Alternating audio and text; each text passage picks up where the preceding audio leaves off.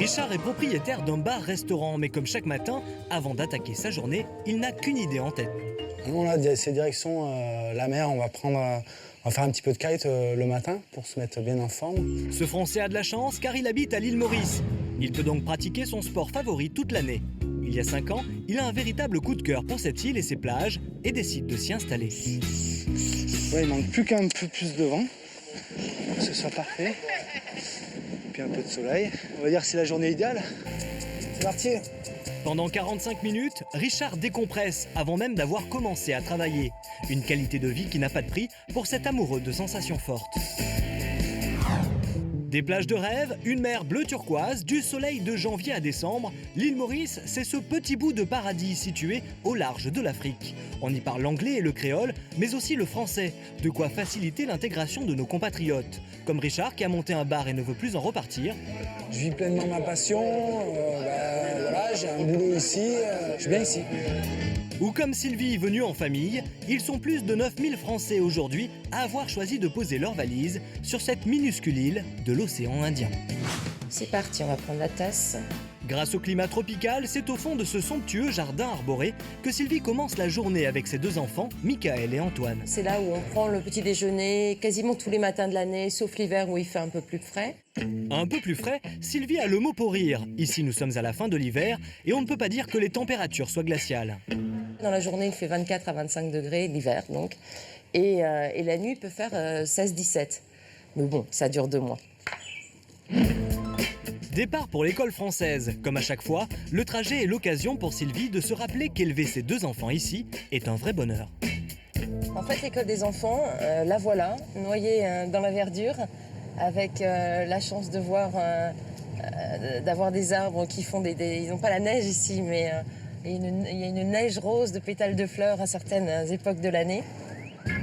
Malgré cette ambiance tropicale, pas vraiment le temps de traîner. Sylvie doit elle aussi se rendre au travail. Avec une fiscalité sur les entreprises de seulement 15%, elle n'a pas vraiment hésité à monter sa propre société ici. Depuis maintenant 5 ans, Sylvie vend sur Internet des soins dermocosmétiques et emploie 4 Français. Bonjour tout le monde. Bonjour Sylvie. Ça va? Ouais. Les ventes ont été bonnes hier? Ouais, très bonne. Ah, excellent. Sylvie ne s'attendait pas à rester aussi longtemps sur l'île. Depuis des années, elle suit son mari, salarié d'une entreprise française, dans plusieurs pays. Quand il est muté ici en 2002, ce n'est que pour 2 ans, mais à peine installée, elle a un vrai coup de foudre. En passant le long du lagon, j'ai eu, on va dire, comme un flash. Et j'ai appelé mon mari en lui disant écoute, rentre tôt, ce soir, il faut qu'on discute. Et tous les deux tombent vite d'accord. La vie à l'île Maurice, c'est le rêve. Pas question de partir ailleurs. Ils décident donc de rester. C'est précisément en voyant cette vue sur la mer, le lagon, qu'un jour, après 1 an de séjour ici, je me suis dit mais qu'est-ce qu'on est bien ici. C'est là que ça s'est passé. Des paysages dont elle ne se lasse pas. Il est 15h et ce n'est pas à l'école que Sylvie va chercher ses enfants, mais sur les cours de tennis. Et tu as commencé à faire un petit peu tes devoirs? Hi. Alors, c'était comment, champion? Très bien. Ouais? C'est bon, c'est fait un match? Ici, les enfants n'ont jamais cours l'après-midi. Il faut donc les occuper.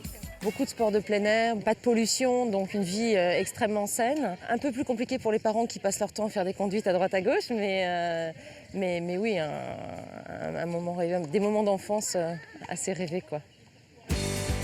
Du coup, Sylvie n'arrête pas une minute. Pour divertir Michael et Antoine, aujourd'hui, elle les dépose chez un de leurs copains qui habitent au bord de l'eau.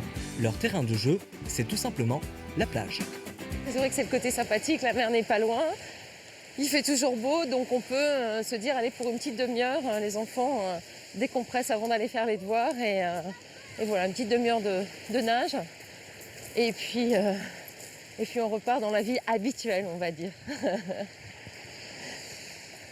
Malgré une eau à 22 degrés, pour Sylvie comme pour les enfants, pas question de s'y tremper sans se couvrir un peu.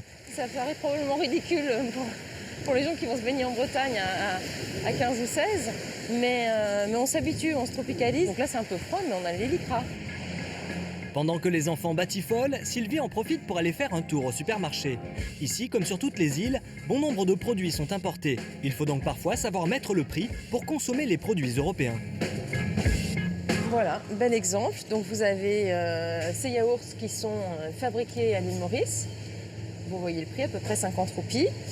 Vous passez aux yaourts qui viennent de France directement, 275.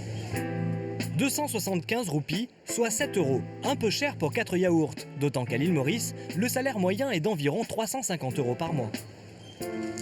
On ne rentre pas sur les dents en Europe en se disant alors là, je vais me faire un steak, je vais me faire un foie gras. Il y a tout ici. Tout et même plus. Véritable carrefour des civilisations, on trouve dans les rayons des produits à l'image de la population de l'île. Là, on est dans un rayon qui est plutôt chinois avec voilà, des chips comme ça.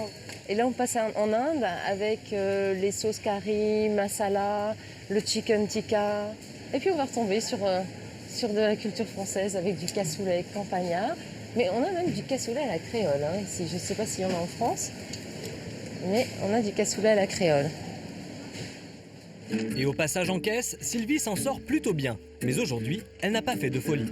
3315 roupies, ça fait à peu près 80 €. J'ai pas d'alcool et je n'ai pas non plus de viande. Donc voilà, ça vous donne une idée un petit peu du coût de la vie, sachant que j'ai pris aussi pas mal de marques françaises. Merci, au revoir. De retour chez elle, Sylvie retrouve son compagnon qui a récupéré les enfants. Ils vivent dans cette grande maison de 250 mètres carrés où tout le monde a son espace. Donc est là notre chambre. Donc voilà, tout simplement pour expliciter qu'effectivement on a la chance d'avoir de belles surfaces. Une belle surface qui même à l'île Maurice a un coût, 2000 € par mois. Mais cela reste tout de même plus de 2 fois moins cher qu'à Paris. Et c'est parti! Été comme hiver, c'est sous la véranda que la petite famille dîne chaque soir. Une douceur de vivre qu'aujourd'hui, ni Sylvie ni son mari Philippe ne pourraient abandonner.